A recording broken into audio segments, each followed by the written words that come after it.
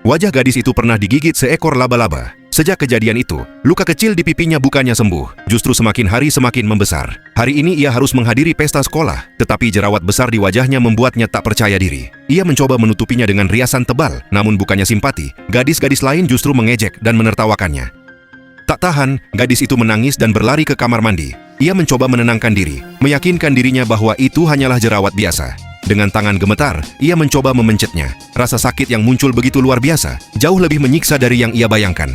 Saat itulah ia merasakan sesuatu bergerak di dalam kulitnya. Rasa nyeri semakin menjadi. Tiba-tiba, sehelai rambut keluar dari jerawat itu. Gadis itu membeku ketakutan. Ketika ia mencoba menarik rambut tersebut, sesuatu yang mengerikan terjadi. Ribuan laba-laba kecil menyembur keluar dari pipinya. Dalam sekejap, tubuhnya dipenuhi laba-laba yang merayap kemana-mana. Ia menjerit histeris, teriakan yang menggema di seluruh lorong sekolah. Teman-temannya mendengar jeritan itu dan berlari mendekat. Salah satu dari mereka spontan menyiramkan ember berisi air ke tubuhnya. Seketika, laba-laba itu berhamburan pergi. Namun saat air menetes dari tubuhnya, salah satu temannya melihat bayangan aneh terbentuk di samping gadis itu. Bayangan yang tidak seharusnya ada. Dalam keadaan syok dan ketakutan, gadis itu segera dibawa ke rumah sakit. Di sanalah mereka mengetahui kebenaran mengerikan. Semua kejadian ini adalah akibat kutukan dari sebuah buku terlarang. Untuk menyelidikinya, mereka menyelinap ke ruang arsip rumah sakit. Dari catatan lama, mereka menemukan bahwa pemilik buku tersebut meninggal secara tidak adil, menyisakan dendam yang terperangkap dalam halaman-halamannya.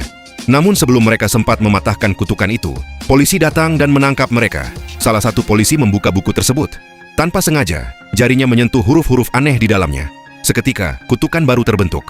Sebuah kepala manusia tiba-tiba jatuh ke lantai. Polisi itu panik dan menembak ke segala arah. Namun satu persatu bagian tubuh lain ikut berjatuhan, lalu perlahan menyatu, membentuk sosok monster humanoid yang mengerikan. Monster itu membantai para polisi tanpa ampun. Setelah itu, monster tersebut berjalan menuju sel tempat anak itu ditahan. Dalam kekacauan, gadis itu berhasil mengambil kunci dari tubuh polisi, membuka sel, dan melarikan diri bersama temannya.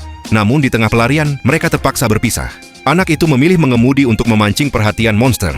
Makhluk itu menempel di mobilnya dan tetap bertahan meski ia melaju sekencang mungkin. Dengan satu keputusan nekat, anak itu menabrakkan mobilnya ke mobil lain, menjepit monster itu di antara dua kendaraan. Sementara itu, gadis tersebut telah sampai sendirian di sebuah kastil tua. Di tempat itulah, ia melakukan perjalanan 100 tahun ke masa lalu demi mengungkap kebenaran tentang kematian tidak adil pemilik buku terkutuk itu dan mencari cara untuk mengakhiri semuanya.